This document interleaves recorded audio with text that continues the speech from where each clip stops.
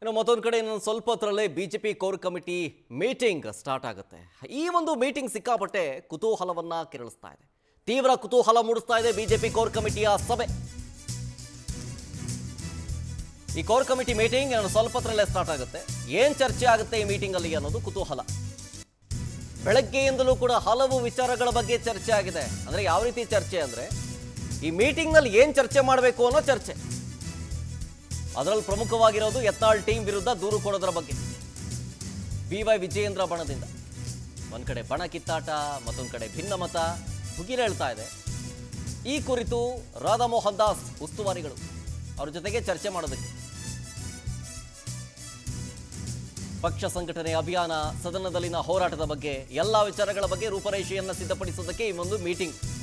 ಈ ಮೀಟಿಂಗ್ನಲ್ಲಿ ಈ ಎಲ್ಲ ವಿಚಾರಗಳು ಚರ್ಚೆಯಾಗುವಂತಹ ಸಾಧ್ಯತೆ ದಟ್ಟವಾಗಿ ಕಾಣಿಸ್ತಾ ಇದೆ. ಅದರಲ್ಲೂ ಕೂಡ BY ವಿಜಯೇಂದ್ರ ಬಣದಿಂದ ಕಂಪ್ಲೇಂಟ್ ಬೇರೆ. ಯತ್ನಾಳ್ ಕೊಡುವಂತಹ ಹೇಳಿಕೆಗಳು ಪಕ್ಷಕ್ಕೆ ಡ್ಯಾಮೇಜ್ ಆಗ್ತಾ ಇದ್ದಾವೆ ಅನ್ನುವಂತಹ ಆರೋಪಗಳು. ನೋಡಿ, ಒಂದ್ ಕಡೆ ರಾಧಾ ಮೋಹನ್ ದಾಸ್ ಅವರನ್ನ ರೇಣುಕಾಚಾರ್ಯ ಅವರು ಭೇಟಿ ಮಾಡಿದ್ದಾರೆ, ಕೆಲವೊಂದಿಷ್ಟು ಮಾತುಕತೆಗಳನ್ನು ಆಡಿದ್ದಾರೆ. ಸೊ ಈ ಟೈಮ್ನಲ್ಲಿ ನಾವು ಸ್ವಲ್ಪ ಹೊತ್ತರಲ್ಲೇ BJP core committee meeting start ಆಗುತ್ತಲ್ಲ, ಈ ಮೀಟಿಂಗ್ನಲ್ಲಿ ಏನೇನು ಚರ್ಚೆ ಮಾಡಬೇಕು ಅನ್ನೋದು ಒಂದು ಪೂರ್ವ ಚರ್ಚೆ ಆಗಿದೆ.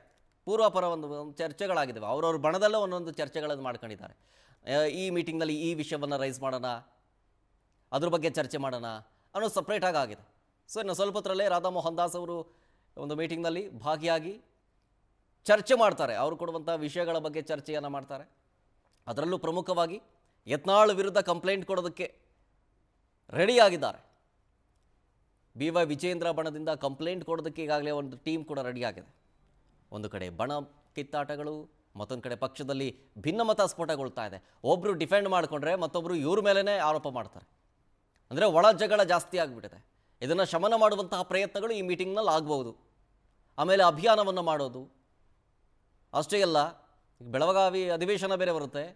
ಅಲ್ಲಿ ಯಾವ ರೀತಿಯ ಟಾಪಿಕನ್ನು ರೈಸ್ ಮಾಡಬೇಕು, ಅಲ್ಲಿನ ಹೋರಾಟಗಳು ಹೆಂಗಿರಬೇಕು, ಸರ್ಕಾರವನ್ನು ಯಾವ ರೀತಿ ಮುಜುಗರಕ್ಕೀಡು ಮಾಡಬೇಕು, ಜನಸಾಮಾನ್ಯರ ಮುಂದೆ ಯಾವ ರೀತಿ ಮುಜುಗರಕ್ಕೊಳಪಡಬೇಕು, ಅವರ ಕೆಲಸಗಳೇನು, ಏನು ಮಾಡಬೇಕು ಅಂತಿದ್ರು, ಏನು ಮಾಡಿದ್ದಾರೆ, ಈಗ ಪ್ರಸ್ತುತ ಸ್ಥಿತಿಯನ್ನು ಮುಂದಿಡಬೇಕು ಅನ್ನೋದು ಬಿಜೆಪಿಯ ಒಂದು ಅಜೆಂಡಾ.